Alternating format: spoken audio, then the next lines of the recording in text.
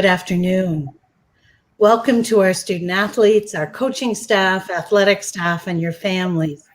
I'm going to begin by introducing the participants for this afternoon's town hall. I'm Lori Lozon-Clabo. I'm the interim provost and senior vice president for academic affairs at Wayne State University. I also serve as chair of the public health committee of Wayne State's campus restart committee, and I'll be your MC for this town hall meeting.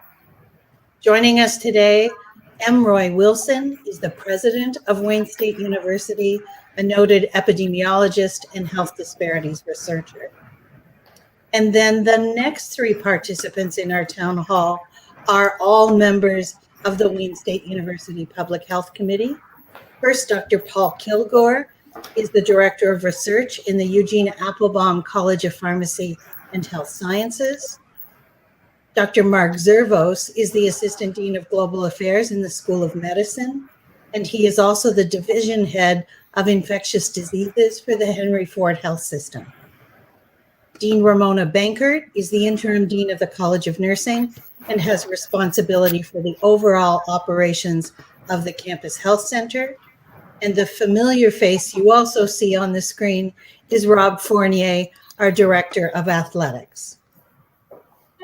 So we know there's a lot of information being shared about the COVID vaccine and vaccinations in general. So what we hope we're going to do in the next hour is to make sure we answer your questions about the COVID vaccines, the research that went into the development of them, the safety protocols, and campus health center resources for obtaining your vaccination. It's really important that people have an understanding of the importance of getting vaccinated. This is how we're going to defeat this pandemic so that we can return to some sense of normalcy in our classrooms, our practices, and competitions. So today we'd like to clear up some of the misconceptions that are circulating. We want to answer your questions, and we are anxious to spend some time with you. First, I think it's probably important to provide a bit of background and also review the current status of COVID cases in Michigan and on campus. And I think in the short run, the easiest way to describe it is that we have experienced in Michigan and certainly in the city of Detroit, yet another surge in COVID cases. There is, however, some good news. We believe on the horizon, the number of cases which have been rising steadily for about 6 weeks now appear to have plateaued off at a higher level than we'd like. But I think there's reason to be hopeful that we may be at the worst of and now starting to see the decline in this latest surge. So let's really get to why we're here today and start to talk about vaccines. I'm going to ask that we begin with President Wilson. President Wilson, we've had a lot of interest in and questions about the vaccine, its safety, whether the development process was rushed. Can you share with us some of your perspectives on the science behind the development of the vaccine, and especially the testing and approval of the vaccine for college students? Yes. First of all, thank you very much, Lori. And to the student athletes out there, thank you for the work that you've been doing to keep yourself safe and also your fellow teammates in the campus. I'm going to talk a little bit about the science. If we can put up the first slide. You know, people talk about coronavirus and they're not sometimes sure exactly what that means. And the first thing to note is that this pandemic that we're in now is not the first coronavirus situation that we've had. Coronavirus by itself is kind of a more general term. And there are different coronaviruses. What they have in common is that they can infect mammals and birds, but they're different. And you might remember SARS in 2002. Well, that's called the SARS coronavirus, or SARS-CoV for short. And SARS was severe acute respiratory syndrome. That was around 2002. And then around 2012 was MERS, Middle Eastern Respiratory Syndrome. Again, that was a coronavirus. And then now we're in a situation where we have a novel coronavirus with the very unique name of SARS-CoV-2. You can think of the initial SARS as a SARS-CoV-1, if you like. So the difference between these, though, is that they're all coronavirus, but the difference is that if you got SARS or MERS, you knew it. You were really sick. The thing that's dangerous about SARS-CoV-2 and the disease that it causes, which is the COVID-19 disease, is that the range of symptoms is just so great that you can be asymptomatic or you can die. Now, another thing that's important to know is that the NIH was studying both SARS and MERS, and particularly with MERS, because it was a little later, it was 2012. By that time, the Vaccine Research Center at the NIH was up and running, and they had actually developed a vaccine for MERS. The reason why you don't know about it is that it was never actually produced because there was no financial incentive for the pharmaceutical companies because there weren't that many people who got MERS. In fact, worldwide, only about 2,500 people got MERS. But of those who got it, about a third, actually more than a third, died. And even with SARS, only about 8,500 people actually, this is worldwide, got the disease. But again, there was a much higher death rate than with the SARS-CoV-2. And I wanted to point that out because a lot of people are concerned sometimes that this vaccine was developed so quickly. Well, yes, it was, but there was a lot of foundational work that was done, particularly to develop the MERS vaccine. And had MERS become more of a public health problem, we would have had a MERS vaccine also. Let's go to the next slide. I just want to go over very quickly, how these things work. You've heard of these spike proteins, and you see a caricature up there of a spike protein of the SARS-CoV-2. And what happens is that these spike proteins bind with receptors, ACE2 receptors that's on the surface of host membrane cells. In these cells are usually in the respiratory system, and once it binds to these receptors, then the cell kind of envelops the virus and goes into the cell, into the host cell, and that initiates the infection process. However, these antibodies, and you see this blue thing up there that looks like a Y, have these anti-ACE2 antibodies that actually, if you bind those to the spike protein, then the spike protein cannot adhere to the receptors that's on the cells, and so the actual process never gets initiated. Another slide, in the next slide, you can see that a little bit better. All the way over to the left is a depiction of the ACE2 receptor. The next caricature on to the immediate right of that is how an infection is initiated. The spike protein binds to this ACE2 receptor. The middle picture shows how that can be blocked with antibodies. And then on the last picture, you see that all of the spike proteins in this picture has an antibody on it, and therefore cannot infect the cell. And the final picture that I just wanted to show is that these were just, caricatures, and so, just so that it's easy to see. But one of the Wayne State students, Jason McClellan, and this is really just groundbreaking work, have been working on developing atomic structures, 3D structures of coronaviruses, and had developed these 3D atomic structures for some of the coronaviruses when the SARS-CoV-2 came out. And within 2 weeks of getting the genetic sequence to SARS-CoV-2, just 2 weeks, he was able to create SARS-CoV-2 atomic structure, which is what you see here.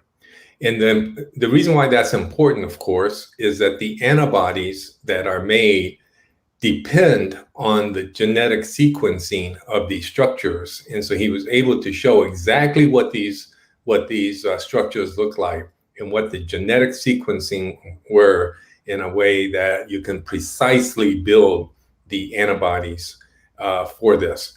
And so again, that's another example of the kind of research that was that had gone in before the development of the COVID-2 vaccine.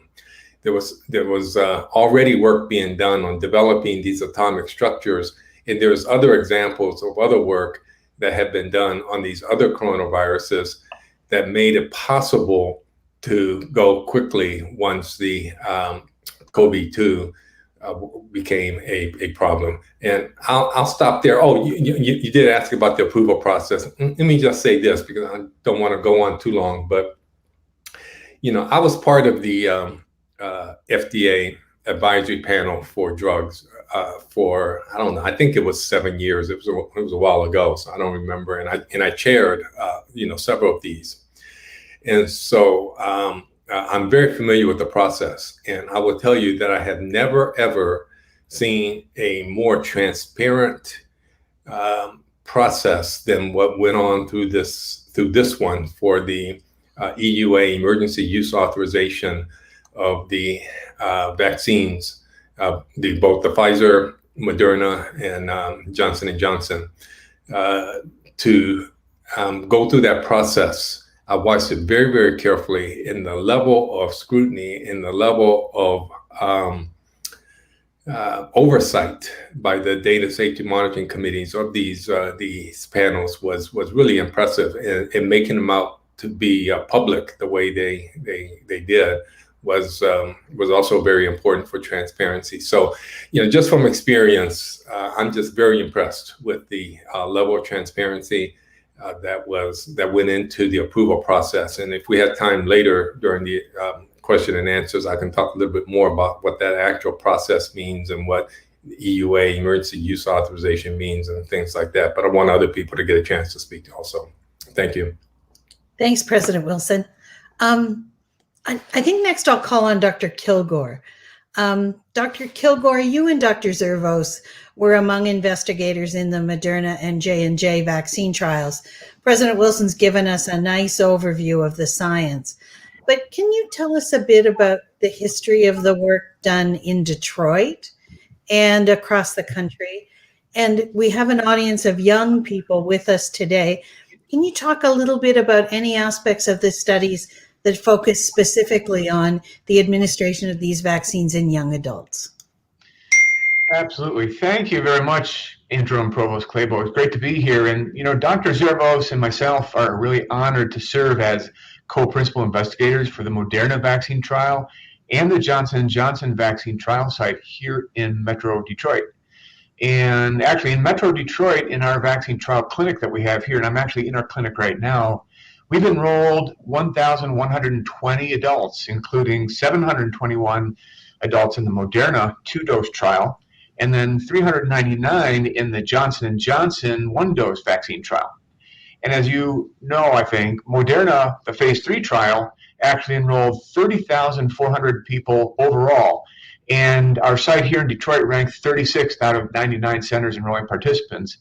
Now with the J&J trial, they enrolled a total of 45,000 worldwide. That site and our site here in Detroit actually ranked 13th out of 169 sites. And we were one of the leading sites actually enrolling minority participants. The participants in our trial and globally actually have represented all age groups, starting in the Moderna age group and Johnson & Johnson as young as 18. And we've had many young adults here in Detroit participate as well, and including several students, actually. We've also had participants all the way up to their 90s. And our site has been nationally recognized for being able to enroll a very diverse group of participants with respect to race and ethnicity. So we've made great strides that way. And in the Moderna trial, among the 30,400 participants, 20% were Hispanic or Latinx, 10% were Black or African American, 4% were Asian, 63% were white. And then in the Johnson & Johnson COVID vaccine trial that we've been running, 45% were Hispanic or Latinx, 17% were Black or African American, 8% were American Indian, Native American, and 3.5% were Asian, and 62% were white. So broadly speaking, we've had great representation. And one of the interesting things is that as we've had enrollees from all these age groups, we see always great interest and participation. We actually had interest from over 5,000 people initially when we put out the call for participants, and we weren't able to include everyone, but the enthusiasm and participation has been very broad, including young adults, and I'm really pleased to see that. And the good news is when these vaccines went for approval with the FDA and CDC finally, they took into account all of the data, including all age groups, including young adults. And so we now have evidence showing efficacy, and I know Dr. Zervos will speak to that coming up. Thanks so much. So Dr. Zervos, tell us a bit about the experience of people who were involved in the trials and what we know now. These are the kinds of questions that lots of our students have been asking. So what kind of reactions can people expect after getting the vaccine? What are the side effects? What are the risks? And are there specific groups of people who should not receive COVID-19 vaccine? Oops, you're on mute, Dr. Zervos. Oh, thank you, Provost Claiborne. We've learned a lot about the vaccines. At least one dose of the vaccines have been given to now 131 million people in the United States and larger numbers worldwide. There was nothing sacrificed in the trials in terms of safety and how studies should be done. And there was quite a bit of preliminary work that also went into these vaccines for years for other infections, other similar infections. In the clinical trials and also in our later experience, we've seen that the side effects are generally mild, and they include things like sore arm, which is relatively common. Some people get flu-like symptoms, muscle aches, headaches, a little bit of a fever. The symptoms are temporary or transient, or a few days at most in most people, and they're easily managed by taking something like Tylenol over a day or two period. Serious side effects have been very rare, including in the millions of people that have taken the vaccine so far. We've seen a few people with serious reactions. We've seen a few with serious allergic reactions. It's just been a handful. We've also seen, at least with one of the vaccines, with the Johnson & Johnson vaccine, we've seen a rare type of a blood clot that occurred in 7 people out of 7 million people that have received a dose of the Johnson & Johnson vaccine. Those side effects occurred in women that were age 18 to 49 years of age. It was a blood clot that occurred in blood vessels in the brain. And because of that, there was, out of an abundance of caution, the Johnson & Johnson vaccine was put on pause. It was put on hold, but it is likely, we're waiting to see what the CDC, what the advisory council of the CDC says about it, but it's likely that the Johnson & Johnson vaccine will get restarted, but probably with some warnings. But so we know that the vaccines are safe. We also know that they're effective. The Moderna and the Pfizer vaccines are 95% effective in preventing infection. They're also effective in preventing the serious complications. They're effective in even against the variant strains that we're now seeing in Michigan, the B117 strain that's occurring in Michigan that's very contagious. The vaccines are effective against those strains. The Johnson & Johnson vaccine is 74% effective in preventing infection with the one dose. However, it's 100% effective in preventing somebody being hospitalized or dying as a result of COVID. One of the questions that were asked as well, is it possible to get infection after getting the vaccine? You don't get infection from the vaccine, but it is possible to get infection. But so far, that's been very rare. As of 2 weeks ago, in all of Michigan, out of all the millions of doses that have been given, there have only been 250 people that have developed infection after getting the vaccine, and those infections were mild. So we know that the vaccine is both safe and it's also effective.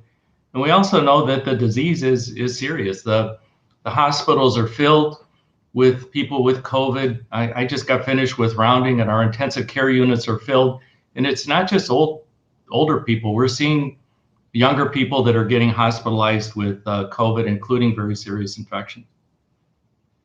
Thanks so much, Dr. Zervos. And that's actually a nice lead into the next question I want to ask President Wilson. So I know that all of us on the panel tonight have chosen to be vaccinated. President Wilson, can you tell us about what led to your decision to choose to be vaccinated? Yeah, thank you. Before I do that, let me just set some context here in terms of the J&J. I think Dr. Zervos covered it very well, but just to make sure everybody understands, the chances of getting a blood clot and dying from J&J is less than the chances of you getting hit by lightning, and that's literal, and it's 10 times more likely that you're get into a car accident and die from that. And it certainly is much more likely that you would have a bad situation with COVID than you would with the 1 in a million chance of a blood clot, even if it's proven to or determined that that J&J was responsible for that. Okay, in terms of why I got it, I'm going to just be very, very straight, and I'm going to say the same thing I told my son. Okay. I'm not really that concerned about being hospitalized and dying from COVID. I think I'm very healthy. My cardiovascular system is off the wall for my age group. I think I'll be fine. But the thing that really worried me is the long-term effects, particularly the cardiovascular long-term effects that many people are experiencing. Anywhere from 30 to 50% of people who have gotten COVID have symptoms, long-term symptoms after 3 months. And about 1 in 10% over a year are still having some issues, particularly with the cardiovascular system. And I'm thinking about my own lifestyle. I ever since, I don't know, Little League baseball when I was 10 years old, there hasn't been a single time in my life that I wasn't active in several sports at once. And even now, even though I don't compete competitively anymore, I'm still very active in terms of cycling and working out. I can't even imagine life without being able to do that. And then when I think about, some of you on this call, you're somewhere between 18 and 23, 24 years old. You're 45 to 50 years younger than I am. That means that you have 45 to 50 potential more years of living. And I could not, and I say this very seriously, it's been so long since athletics has been a part of my life. I can't even imagine being not able to, work out and cycle and do the things that I've enjoyed my entire life. I just can't imagine it. And I told my son that. I said, that's what worries me more than anything else, is not dying or anything like that. I may be naive, but I feel like I'm, very healthy and can fight off that. But the thought of having some sort of long-term issue, and it's rolling the dice. I mean, you don't know who's going to end up having the long-term symptoms, and enough people are having it, enough young people are having it, that to me, it's just not rational not to get the vaccine. It doesn't make sense. So I think we heard from the president a risk analysis of the risk of getting the vaccine versus the risk of being a long haul COVID survivor, and the complications that go with that. So this takes us to sort of some more practical questions. Dean Bankert, we know that our athletes are really ready to move beyond this pandemic, to get back to normal, to return to practice and competitions. But let's talk about in the short term. For right now, once an athlete's received a vaccine, can they stop wearing a mask? What about social distancing? If fully vaccinated individuals are exposed to COVID-19, will they still need to quarantine? Dean Bankert, you're on mute. Thank you.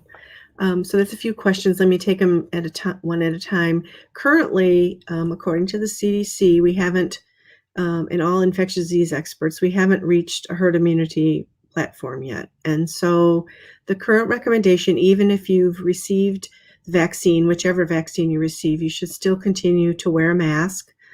Because as you can see what's happening here in the city, there's a huge rise in the number of variant strains. And so we really need to protect ourselves and others from that strain. The current suggestion is that you still continue social distancing. However, there has been release for those who are fully vaccinated. There is not a need to quarantine any longer. And fully vaccinated, just so we're all clear and have the same definition, it's you've had both of your vaccines, the first dose and the second dose, and you're 2 weeks post your second dose. So until you're 2 weeks post your second dose, or 2 weeks post your first, if the J&J does become available, you are not considered fully vaccinated. So it does take that amount of time, but it is recommended that you continue social distancing and wearing masks. However, the current changes, there are current lightening up for those who are fully vaccinated. CDC is now saying that if you're fully vaccinated and everybody in your group is fully vaccinated, you can meet in smaller groups. So I think there's some luxury that will come and freedom for our activities once we're all fully vaccinated. And I want to just clarify, I know you said fully vaccinated individuals exposed to COVID-19 no longer need to quarantine. But if a fully vaccinated individual were to develop symptoms of COVID-19, they would be recommended to quarantine. Am I correct? Well, they would be recommended to isolate, which I know we often use those terms differently. They would isolate for 10 days. And because then they could be contagious to others, even if they're fully vaccinated. But yes, if they're exposed to someone else who has COVID, but they've been fully vaccinated, they no longer need to quarantine. Great. President Wilson, we're hearing more and more about variants of the disease spreading throughout the state of Michigan. How much of a threat do you believe these variants pose, and how effective are the vaccines against these variants? So one of the questions a student athlete asked is, if the virus is going to mutate, why should I get the vaccine? Yeah. So the variants have a slightly different genetic sequence. So what happens with mutations is that, genes have nucleotides, and there's a misplacement of one nucleotide or two nucleotides in the gene sequence. Still, it's most of the sequence is still the same. It's still coronavirus. Still, spike protein is still going to be largely the same. It's going to have some minor variations based on the exact genetic sequencing.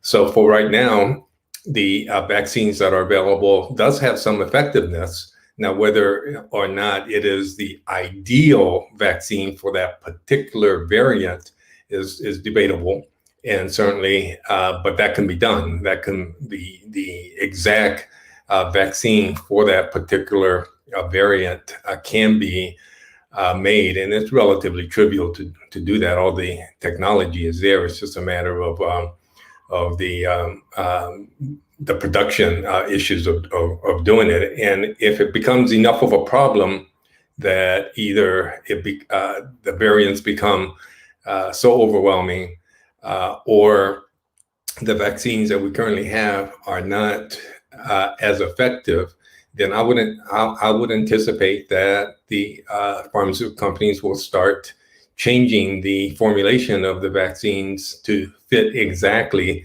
whatever variant is most causing the issues. Thanks so much for that. Dean Banker, can you tell us what vaccines are currently being offered at the Campus Health Center, and how do students sign up to receive a vaccine?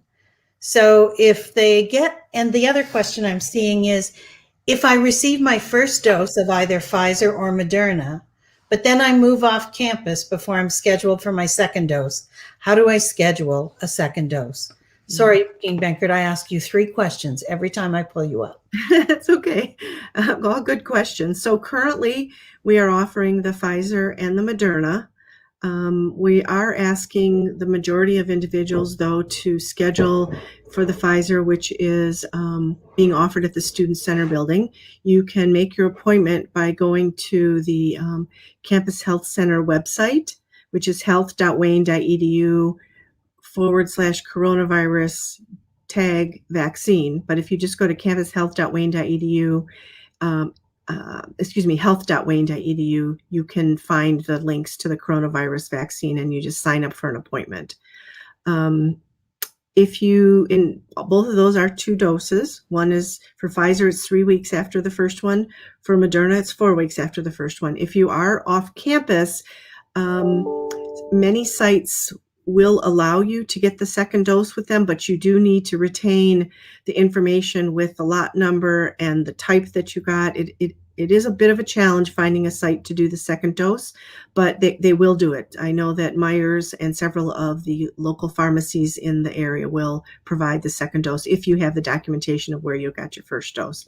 If you're in Michigan and you're not out of state, because all of the vaccine is being logged in what's called the Michigan Child Immunization Record, MICR, they can look up easily and see where you got your first dose and what the lot was and which one you received. So you don't have to get it with us, but you certainly can.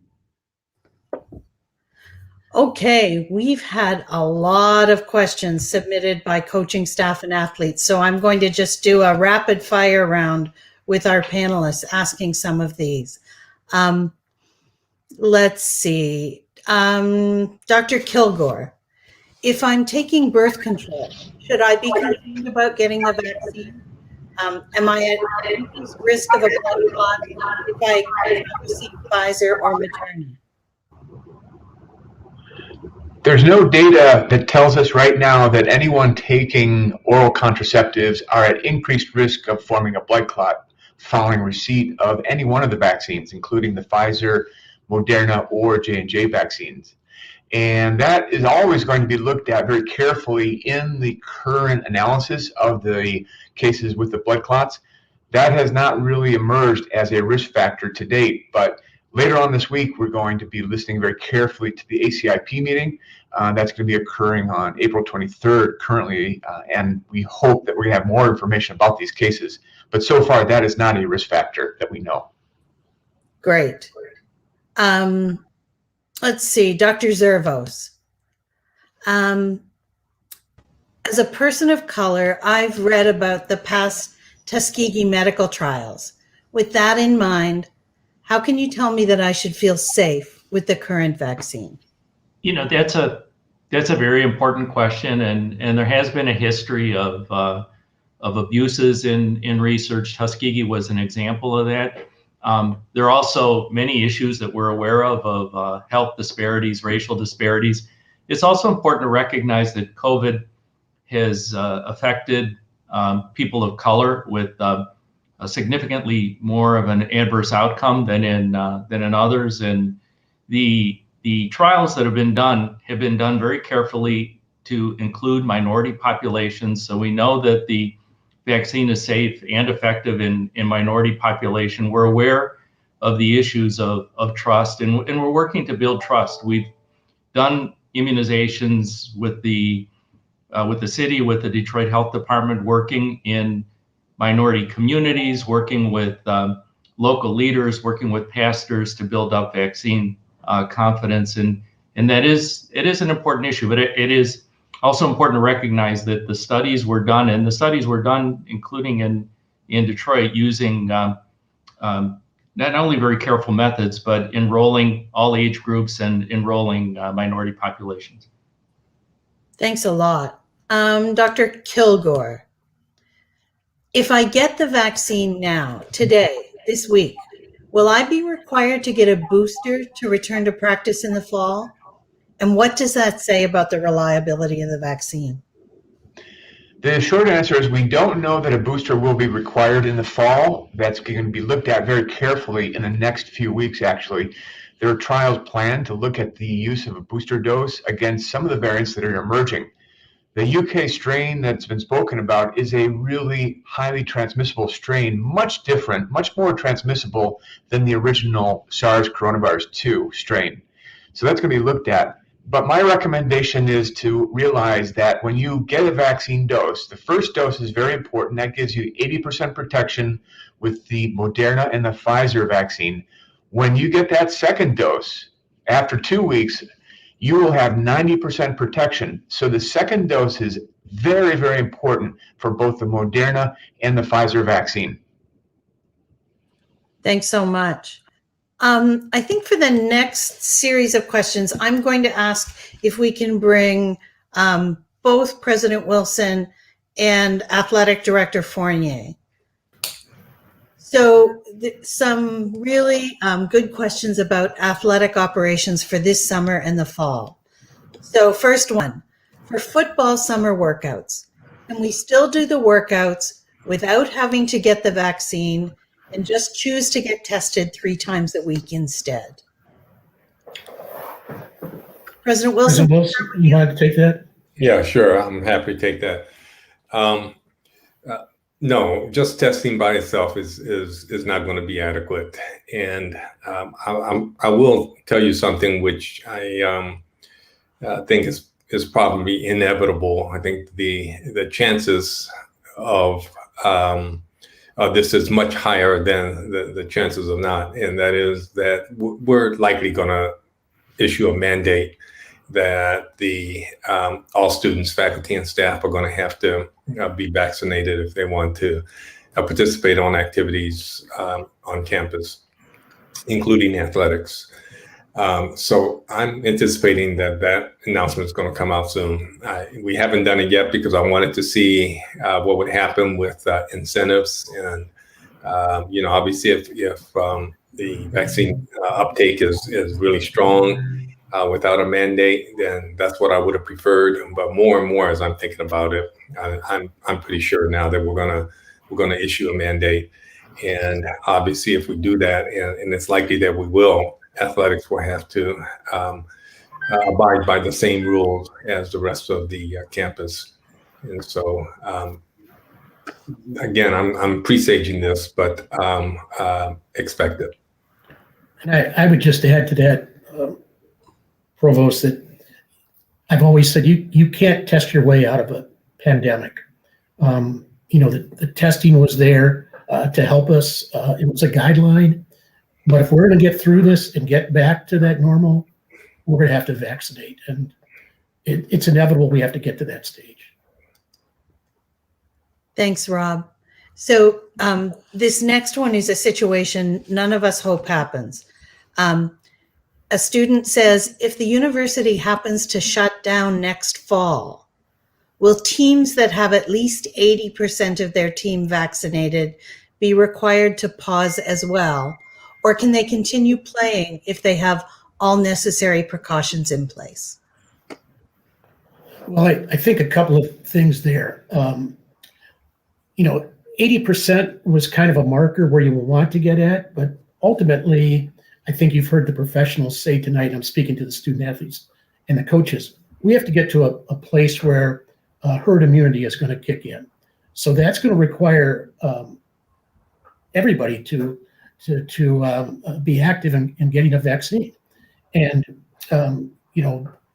it's going to be problematic for us to try to look at a season in which we're not fully vaccinating all our student athletes.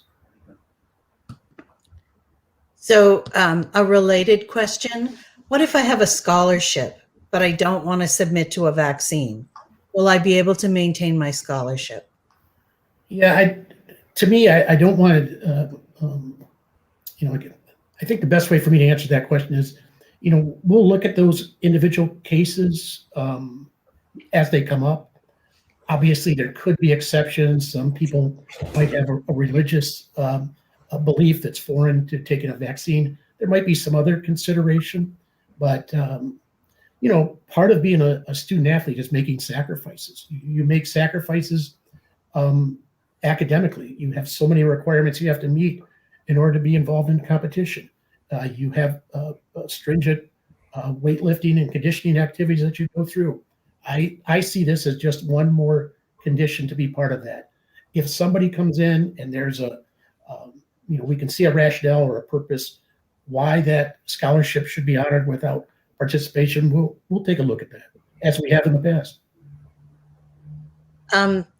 President Wilson, this one's for you. Is there a difference in safety between Pfizer and Moderna, and would you recommend one over the other? No, the data at this point right now is that they're very equivalent. They use the same technology, the messenger RNA technology, and the results so far out in the field have been very equivalent. So I think no, I would recommend either one. Great. Question about travel, athletic travel. Why are student athletes required to wear N95 masks on buses when we travel? Is this going to be the process moving forward to the fall? I think Dr. Benkert probably presaged some of that in her comments a few moments ago. Dr. Wilson, anything you want to add? No, I think you're right. I think Dr. Benkert did talk about that a bit. I think, some of the recommendations related to fully vaccinated people are evolving, and there's more relaxation on some of the activities that can and cannot take place. So we'll have to see. But right now, I think that there are still breakthrough infections, and one still has to think in terms of others that may not be fully vaccinated, like perhaps the bus driver and other people who may be in contact. And certainly, one of the risks is because this COVID-19 can be asymptomatic, that you can be shedding virus and not even know it. So. Great. I'm just checking to make sure we're covering all of the questions. Can I just go back to a question that was asked earlier about the Tuskegee trial? I just want to mention, I think some of you know that I spent a greater part of my career, thinking about these issues and health disparities and things like that. And one of the things that you should know is that one of the chief scientists at the NIH involved with vaccine development is Kizzy Corbett, who is an African American. And as I mentioned previously, I was on the FDA panels previously in my previous career, but right now, another African American, James Hildreth of Meharry, is on the FDA panel that have been looking at these vaccines and granting EUA, emergency use authorization. So we have African American representation, both in terms of the science, the development of the vaccines, and in terms of the approval process. And this is something that is not even in any way even close to being equivalent to the Tuskegee situation. But as was already mentioned, I mean, these were things that did happen, and it has caused a deep distrust among African Americans. I understand it, but I do want to just assure everybody that in this situation, we have both African Americans involved with the development of the vaccines as well as the approval. Thank you so much. I'm going to ask Dean Bankert to come back for a moment. Ramona, we have a question about the basics. What happens when I go into the campus health center or the student center, depending on where vaccines is being offered? What happens to me? What's it look like? What's the process, start to finish? Okay, so certainly you make the appointment online, and then we expect everyone, of course, to do the campus daily screener so that we know you're safe to come on campus and wear your mask. Once you get to either the student center or campus health center, you are registered, which takes just some basic information from you. Also asking questions again about COVID symptoms. Once you complete those, you're brought back to the room. You are again asked some more questions, verify who you are, the right way, then make sure we have the right patient and everything. We have a card that we fill out that's a standard CDC vaccination card, which we document the lot number, the date you had it, the actual vaccine you're getting. You get the vaccine, and then you wait in the room or in a space in the student center building where we watch and monitor you for at least 20 minutes. And part of that is because we want to make sure you don't have a reaction or anything of that nature after the vaccine. If you don't have a reaction and you're safe to go, then you're given an appointment, your return appointment date upon departure from the clinic or the student center building, because you have to have it if you're Pfizer 3 weeks later or Moderna 4 weeks later. Thank you. Great description. I think we'll ask for all of our panelists to come back up for a moment before I turn this over to Rob to bring a few closing comments. I just want to make sure our panelists, anything you want to make sure we make student athletes aware of that we have not mentioned to date, anything the questions didn't cover? I would like to say just one thing, and I have to tell you, when I compete in Ironman events or triathlons, one of the things I'm always trying to think of is staying healthy and making sure that I have the best competitive edge that I can get. The one intervention I know right now that student athletes, coaches, and the families can do to get a competitive edge in their own game is really to get a COVID-19 vaccine. I know that for sure. I know this from the trials. I know this from the experience we have in the community as well. And it cuts across every racial ethnic group that we've seen. So please go get your vaccine. I strongly recommend it. If you have any questions, we're available to talk to you and answer more questions for sure. Thank you. So I just wanted to mention the why getting the vaccine again. It is, and we're seeing hospitals filled with people. We're seeing younger people in the ICU, people dying.